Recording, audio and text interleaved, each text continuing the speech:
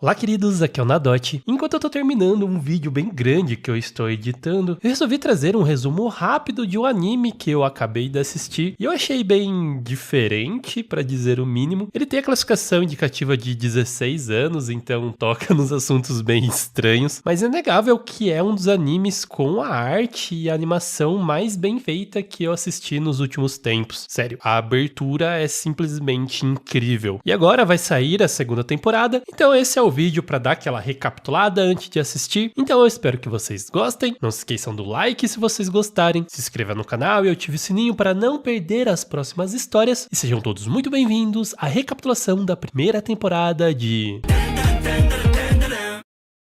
E tudo começa com Momo Ayase, uma garota estilosa e briguenta, tretando com o namorado que só queria o seu dinheiro, inclusive acaba batendo nela. E aí a gente descobre que ela só estava com ele, pois ele lembrava um pouco o Kenta Kakura, um ator galã old school, que era a personificação de um bad boy durão, e ela amava isso. Só que no meio dessa bad do término, ela acaba salvando um nerd estranho de uns valentões que estavam enchendo o saco dele. Ele fica perplexo de uma garota ter interagido com ele. Afinal, desde criança, o seu maior desejo era ter um amigo e ele nunca teve isso. Então, ele não decidiu deixar essa oportunidade passar e do seu jeito estranho foi atrás dela, começando a tagarelar sobre OVNIs e extraterrestres. Ela diz que não acredita nessas coisas, mas acredita em fantasmas. E aí é ele que não leva a sério. Os dois então ficam brigando e então uma proposta indecente aparece. Ela teria que ir atrás de aliens e ele teria que caçar fantasma, que comece a guerra de teorias malucas. A Momo então vai para um hospital abandonado, enquanto o garoto parte para um túnel sinistro. E aí que também temos um flashback dela, que quando criança, sua avó fazia ela fazer uns rituais de proteção antes de sair de casa, o que fazia com que as outras crianças zoassem ela, até que ela acabou brigando com a sua avó. Já o garoto no túnel realmente atacado por um espírito. Essa era a vovó Turbo, um espírito caquético de velho, mas extremamente veloz e perigosa. Já a Momo, no hospital abandonado, grita desafiando qualquer alien que esteja ali, e isso ativa um sinal estranho e do nada uma nave desce do céu. Alienígenas monstruosos aparecem e cercam Momo, dizendo que vão extrair o seu material reprodutivo. Ela tenta fugir, mas é capturada, e tudo parecia estar perdido para ela, até que o garoto, possuído pelo espírito, consegue teletransportar por meio do telefone da Momo para dentro da nave dos alienígenas. Ele tá com os olhos esbugalhados, voz demoníaca e uma velocidade fora do comum. Ele destrói os alienígenas com uma sequência de golpes insanos. E a Momo relembra o ritual que a sua avó ensinou e com isso ativa um poder gigantesco, conseguindo se libertar, derrotar os alienígenas e ainda consegue suprimir a possessão do garoto, pois o espírito da vovó Turbo continuava ligado a ele e ela realmente tinha roubado o documento do garoto, se é que me entendem, e para eles conseguirem de volta teriam que enfrentá-la em seu túnel. E depois desse caos, os dois finalmente se apresentam e para surpresa dela, o garoto se chama Kenta Kakura, exatamente o nome do ator que ela é apaixonada. E para ela seria impossível chamá-lo por esse nome, pois ela já estava nutrindo alguns sentimentos por ele. Então ela o dá um apelido, o Karun, que tem a ver com essas coisas de ocultismo que ele gosta. Eles então vão para casa da avó da Momo, mas quando ele tenta passar o portão, entra em chamas. Afinal, existia um talismã protegendo a casa. A Momo acaba atirando ele, mas isso seria um erro, pois a sua avó tinha desaparecido e um ser acaba aparecendo, o Alien de Flatwoods, um monstro sinistro e gigantesco que também estava em busca das bananas deles. O Karun tenta usar o poder da vovó Turbo, mas não consegue controlar a velocidade e seu corpo entra em colapso. Momo então assume a luta usando seu poder espiritual para atrair o monstro para fora da barreira protetora da casa. Puxando o Karun e usando o talismã novamente, eles conseguem assim destruir o alien. Exaustos pela batalha, os dois desmaiam e quando acordam, a avó da Momo finalmente chega na sua casa. Ela revela que a vovó Turbo não foi completamente exorcizada, que o seu verdadeiro espírito está preso no túnel onde o Karun foi possuído. O problema é que esse túnel ficava fora da região de onde a sua avó poderia usar os seus poderes, pois afinal ela precisava da permissão dos espíritos daquela região para poder usá-lo. Então existia um limite físico mesmo. E assim é os dois jovens que têm que derrotá-la. E não seria uma tarefa nada fácil. Afinal, a velha era muito poderosa dentro do seu território. Para realmente conseguir derrotá-la, eles tinham que atraí-la para fora do território em uma espécie de pega-pega que eles não tinham nenhuma vantagem. Só que o Ocarun, no meio da batalha, consegue finalmente dominar os seus poderes, se transformando em um ser híbrido, que era forte e veloz, mas ainda mantinha sua consciência, apesar de ser um tanto quanto pessimista. Dessa forma, eles conseguem atraí-la com a ajuda de um trem para dentro da região onde a avó da Momo tinha os seus poderes, e lá ela estava esperando com uma armadilha que finalmente derrota o espírito da avó Turbo, que estava fundido com um caranguejo que morava lá no túnel, e revela ser várias garotas adolescentes, que são espíritos violentados, da qual a avó Turbo tinha compaixão e por isso foi pra lá também. E isso fez eles também sentirem empatia. Mas enfim, as coisas meio que voltaram ao normal e o Ocarun recuperou o seu documento. Depois de se livrarem da maldição, eles cozinham e comem caranguejo. Os dois se reencontram no dia seguinte na escola. Momo agora estava fascinada por alienígenas, enquanto Ocarun tinha se interessado por fantasmas. Ele ainda era zoado na sala, mas já nem ligava mais. Afinal, tinha conseguido uma amiga de verdade, e só de poder falar com ela depois da aula, já sentia capaz de aguentar qualquer coisa. Momo, por outro lado, estava frustrada porque queria passar mais tempo com ele. Só que no recreio, cada um saiu para procurar o outro, cada um por um lado se desencontrando o tempo todo, começando a achar que estavam sendo evitados. E para voltar para a sala, os dois tristes de cabeça baixa acabam se esbarrando sem querer e quase se beijando. E as amigas da Momo viram tudo e começaram a gritar. Os dois ficam desesperados, negando tudo, dizendo que jamais ficariam juntos. Acabaram brigando por vergonha e se afastaram. No dia seguinte, o Ocarun aparece super agitado, dizendo que precisava falar com ela em particular, mas Momo recusa e ele achou que ela tinha vergonha de ser vista com ele, indo então embora arrasado. E na saída da aula, ele acabou esbarrando em uma garota de cabelo rosa chamada Aira Shiratori. Ela foi super simpática, pediu desculpas e puxou o papo. Coincidentemente, Momo viu os dois juntos e ficou um pouco enciumada, até ouvir a Aira fofocando com as amigas, dizendo que estava apenas brincando com os sentimentos do Ocarun, pois ela amava fazer isso por diversão. A Momo ficou indignada e, como vingança, fez uma bacia cair na cabeça dela, finalmente se reconciliando com ele. E aí ele contou o que queria tanto dizer, que seu documento realmente tinha voltado, mas as suas bolas tinham sumido. Pedindo ajuda para a avó da Momo mais uma vez, ela faz um ritual que consegue expulsar o resto do espírito que ainda estava dentro dele e selá-lo dentro de um boneco do gato da sorte. E claro, era a própria vovó Turbo. Afinal, a sua consciência sobreviveu ali dentro, mas os seus poderes acabaram ficando dentro do corpo do Ocarun e suas bolas tinham se perdido em formato de bolas de ouro. Eles passariam a noite procurando, mas sem sucesso. E no dia seguinte, quando vão para a escola, estava tendo o rumor de que a Momo ficava com qualquer um, e isso deixa o Ocarun furioso, se transformando na sua versão demoníaca e dando uma lição nos garotos. Esses boatos estavam sendo espalhados pela Aira. Acontece que ela foi atingida por uma das bolas perdidas do Ocarun e agora consegue ver espíritos e coisas sobrenaturais. E isso fez ela acreditar que era escolhida para lutar contra o mal, e por ver a mão psíquica da Momo quando levou a bacia na cabeça, começou a achar que ela era um demônio, criando uma armadilha para ela com a ideia de exorcizá-la, só que elas são atacadas por uma fantasma de verdade. E essa era a acrobática sedosa, um espírito obcecada pela Aira há mais de 10 anos. Quando ela era pequena, confundiu essa mulher com sua mãe, e desde então o espírito acredita que ela é a sua filha. Só que ela é super agressiva, eles começam uma luta e ela consegue devorar quase todos eles. Mas enfim, eles conseguem usar o seu próprio cabelo contra ela, ateando fogo e assim derrotá-la, recuperando a outra bola do Ocarun. Porém, a Aira acabou morrendo. Momo e Ocarun sobreviveram porque eles têm poderes. E foi aí que a acrobática, ainda consciente, se levantou e arrependida disse que queria dar a sua aura para a Aira. A Momo então faz isso e nesse instante ela vê toda a vida trágica da acrobática quando ela era viva. E quando a Aira acordou, ela abraça a acrobática, a chamando de mãe e agradecendo com lágrima nos olhos. E com isso, finalmente finalmente o seu espírito conseguiu fazer a passagem. E a partir daí, Aira decidiu se juntar a eles, mesmo achando que Momo e Okarun são demônios por terem poderes. No fundo, ela ficou porque se apaixonou pelo Okarun por ter a salvado de forma genuína. Logo depois, eles devolvem a bola do protagonista jogando beisebol. Sério, essa série é maluca. E a Momo também estava suspeitando que o Okarun estava escondendo algo, até que o flagra em cima da Aira. Só que era tudo mal entendido, ele só queria treinar para protegê-la, pois também estava começando a se apaixonar. No meio dessa confusão, a Momo fica com ciúmes e briga com ele. E sem conseguir se resolver, de repente todos somem da escola e apenas Momo, Okarun e Aira são levados para o mundo inundado, onde enfrentam um camarão boxeador que está trabalhando para os alienígenas serpianos, que também voltam. O Okarun acaba sendo derrotado e ao ver isso, a Aira, que recebeu a aura da acrobata, acaba despertando os seus próprios poderes amaldiçoados. Enquanto isso, Momo encara um pleissossauro que solta laser estilo Godzilla. Os vilões mais uma vez querem roubar a banana do Okarun, mas com o trabalho em equipe dos três, incluindo a Momo usando seus poderes psíquicos para mover o Okarun pela água como uma lancha, eles conseguem no final vencer, com o Okarun dando uma cabeçada épica no monstro que agora tinha se fundido, salvando assim a todos. Porém, quando voltam para o mundo real, eles estão pelados bem no meio da escola, com todo mundo vendo. Eles acabam indo para a enfermaria, ganhando uniformes de educação física, e o Okarun teoriza que os aliens querem o poder dos yokais, porque essas criaturas são a razão de não invadirem a Terra. E assim eles caçam humanos que têm habilidades sobrenaturais, pois eles conseguem acessá-los e assim estudá-los. E quando eles acabam voltando para a aula, todos culpam a Momo pelos rumores, mas a Aira assume que foi ela quem espalhou todos os boatos dela, se redimindo por tudo que elas viveram juntos. E quando a Momo apareceu para conversar, o alienígena boxeador aparece ferido, vazando um líquido branco. Resgatando ele, elas descobrem que ele está trabalhando como mercenário para conseguir pagar o tratamento do seu filho, que precisa de transfusão de sangue. Só que aí eles descobrem que o sangue deles é idêntico ao leite da terra, dando uma vaca a ele. Então, como forma de agradecimento, ele parte todo feliz dizendo que irá voltar para ajudar no futuro. E naquela noite acaba chegando um novo personagem, o Didi, o amigo de infância e o primeiro amor de Momo, que agora moraria com elas porque a sua casa no bosque era assombrada e seus pais ficaram muito doentes por conta disso. Vários exorcistas tentaram resolver, mas não deu certo. Então ele foi atrás da ajuda da avó da Momo. No meio disso, eles acabam se encontrando também com o Taro, que era um boneco de anatomia que estava maluco, pois ele amava uma outra boneca que acabou sendo descartada, pois ela já estava mais velha. A Momo então conseguiu resgatar e abrigar a Han na sua casa, e assim os dois podiam se ver quando a noite chegasse. E aí por fim, ela junto com o Karun e o Didi vão até a cidade dele para investigar a sua casa. Afinal, a avó da Momo não podia fazer isso, pois ela não tinha os seus poderes fora dali. Nessa viagem, o Karun e o Didi até começam a ficar um pouco mais próximos, e a Momo decide relaxar em uma casa de banho, acabando sendo assediada por uns homens malucos, enquanto o Okarun e o Didi descobriram que havia um cômodo secreto cheio de talismãs de papel. E assim, acaba a primeira temporada de Dandadan. E a segunda temporada será lançada logo, dia 3 de julho. E caso vocês gostem desse vídeo, tentei explorar um tema um pouco diferente, fazer um vídeo bem mais curto. Se der certo, eu posso trazer o resumo da segunda temporada também. Deixe aí, por favor, aqui nos comentários se vocês gostariam disso. Beleza? Então, com isso dito, muito obrigado por ter assistido esse vídeo até agora. Aquele grande beijo no seu coração de melão. E tchau!